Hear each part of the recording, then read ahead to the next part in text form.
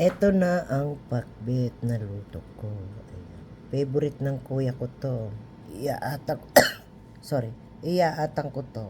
Ayan. Kuya, eto na yung favorite mong ulam, pakbet, tsaka pinagluto kita ng ganyan.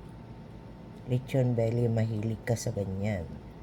Ayan. Kamatayan ngayon ng kuya ko sa Pilipinas, September 29. Dito sa US, September 28 pa lang. Pero, ito kuya, kain ka na. Pinagluto kita ng pakbet kahit hindi ako marunong. Mahilig ka dyan sa mga pakbet-pakbet na yan. Kain ka na kuya. Yan, nasa heaven na ang kuya ko. Kamatayan niya September 29 dyan sa Pilipinas. Dito pa lang September 28. Ayan.